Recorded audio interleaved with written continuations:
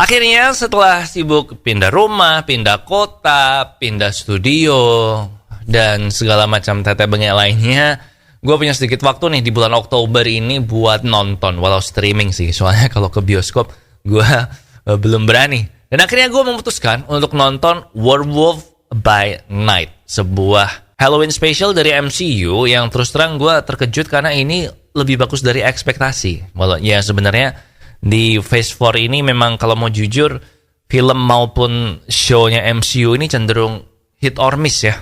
Kadang bagus, kadang jelek. Nanti gue akan bahas Phase 4 ini lebih lanjut abis Black Panther Wakanda Forever. But saat ini gue udah bisa bilang dengan pede kalau Phase 4 ini buat saya biasa aja. Yaudah, tapi kita mulai dulu di Off The Record kali ini, podcast dari Popo on the Radio. I'm your host Popo Kusen, and kita mulai.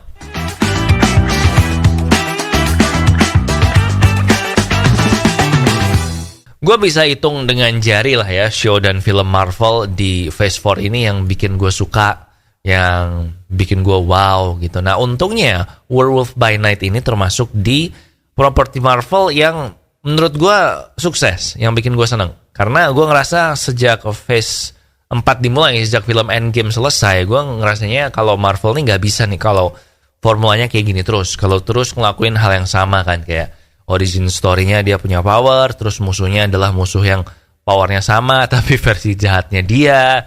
Pokoknya abis sesuatu kayak Endgame yang gede banget, terus klimaks banget kan battle-nya lawan Thanos gitu yang gila banget. Nah menurut gue ini tuh sebenarnya kesempatan buat Marvel yang bakalan bagus kalau mereka mulai bereksperimen dengan genre film yang berbeda, dengan style yang berbeda, mungkin dengan tokoh-tokoh baru yang gak kalah menarik. Pokoknya soalnya ini kan phase baru ya.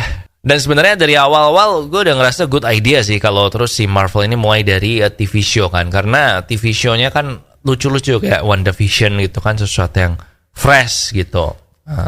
Dan ternyata tapi setelah WandaVision, mayoritas TV show-nya Marvel ini tuh vibe-nya sama kayak film-film Marvel. Dan feel-nya kayak sama gitu, kayak formulanya sama kan, by the book. Kayak si Marvel ini main aman gitu loh. Jadi kayak kalau misalnya satu series ada 6 episode, maka episode 1 bikin penasaran, terus episode 2 ngelanjutin episode 1 dikit, terus yang 2, 3, 4 itu pokoknya kayak biasa aja, kayak dipanjang-panjangin, terus nanti waktu 5 menuju klimaks, dan episode terakhirnya, episode 6, big battle gitu, yang biasanya sih penuh dengan CGI segala macam, kecuali Loki ya. Kalau Loki kan big battle terakhirnya malah ngobrol kan ya, kongko di warung kopi. Jadi yang gitulah. Pokoknya Phase 4 gue biasa aja, gak gitu seneng. Nah tapi gue seneng banget nih setelah nonton Werewolf by Night. Dan ini kerasa beda gitu dibanding dengan serial Marvel, film-film Marvel, ya properti Marvel yang pada umumnya lah.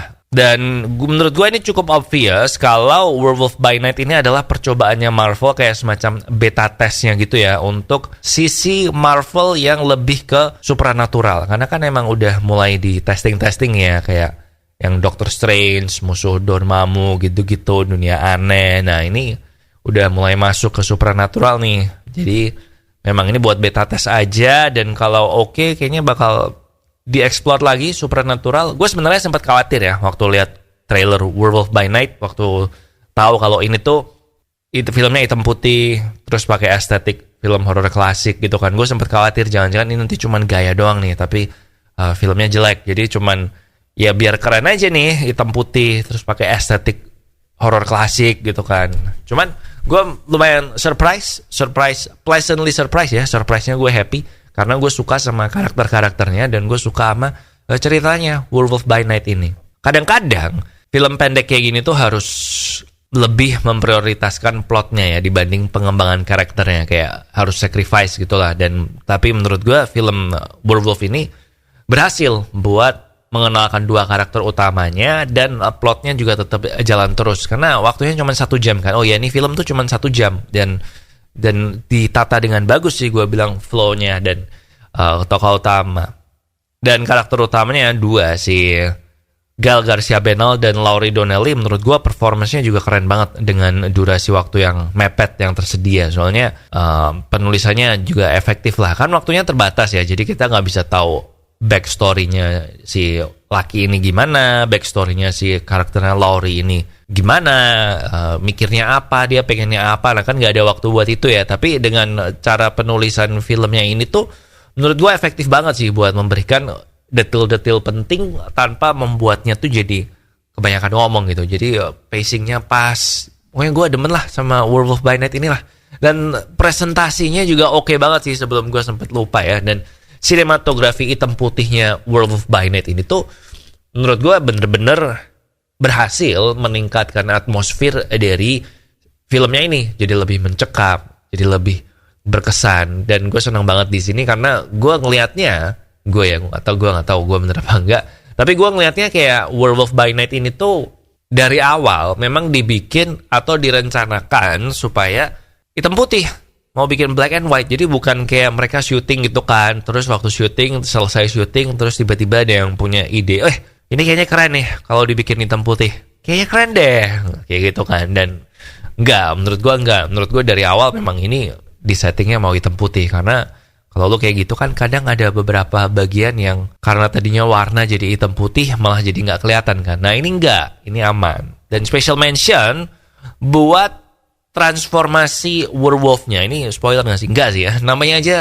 Werewolf by Night judulnya. Jadi menurut gua transformasinya keren banget karena transformasinya itu nggak diliatin kan. Jadi bener-bener sesuai imajinasi penonton aja nih, orang kalau berubah jadi serigala kayak apa. Dan gue yakin udah banyak juga kan transformasi orang berubah jadi serigala di film-film kan. Kayak Twilight ada, terus film Werewolf yang dulu juga ada. Dan menurut gue ini malah lebih efektif.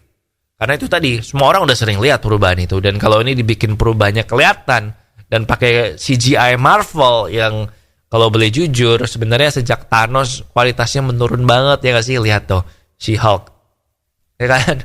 Dan ya jadi gue bilang ini lebih efektif. Gak kelihatan, mencekam, film horor klasik, ya gue demen lah ini.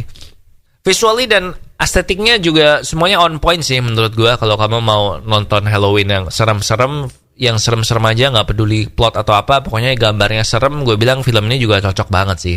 Dan ada juga darahnya kan di sini. Padahal biasanya film MCU itu kan main aman ya, darahnya dikit, paling cuma lecet-lecet di sini gitu kan. Tapi kalau yang ini darahnya banyak. Gue curiga mungkin gara-gara hitam putih juga sih ya. Jadi kan warnanya hitam nih darahnya. Jadi bisa ngeliatin banyak darah gitu. Tapi semoga dengan diterima dengan baiknya film ini, maka si Kevin Feige ini jadi berani buat nunjukin darah di film Marvel. Karena gue denger ya, si film Blade reboot itu kan sekarang lagi having a lot of problems lah si Marvel ini. Soalnya Blade kan pemburu vampire, dan itu kan banyak darah ya. Lo kalau berburu vampire, pokoknya kalau lo ngomongin Blade pasti harus banyak darah lah. Dan ini sempat bikin creative differences sampai akhirnya sutradaranya resign. Tapi menurut gue kalau lo membuat topik supernatural, vampire, werewolf, monster segala macam itu, lo nggak ada darah nggak sih? Karena itu menurut gue harus all in di darah sih. Jadi semoga ini diterima dan memang nanti Blade rebootnya nanti juga darahnya oke ya. Especially kan karakter yang di Werewolf by Night ini tuh ada yang nyambung sama Blade. Jadi menurut gue kalau ini aja darahnya banyak,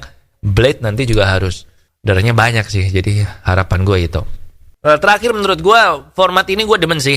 1 jam aja buat membahas satu karakter, dan ini menurut gue sangat efektif buat beberapa karakter. Karena memang ada beberapa karakter yang perlu nih dibikin TV show yang lebih banyak episode atau panjang. Tapi contoh gampang nih, Moon Knight misalnya. Moon Knight nggak penting lah ya sampai 1 season 6 episode. Menurut gue Moon Knight ini kalau kemarin dibikin 1 film 1 jam kayak gini, atau 2 episode aja masing-masing 1 jam, menurut gue bakal lebih epic dan bakal lebih keren sih. Karena Moon Knight tengah-tengahnya boring man, berasa dipanjang-panjangin. Ya intinya menurut gue tergantung karakternya sih. Ada beberapa karakter yang layak buat dikasih 1 season untuk mengenalkan dia. Ada juga beberapa karakter yang sama kayak Werewolf by Night ini, lo cukup 1 jam aja film juga orang udah ngerti lah dia siapa gitu sih.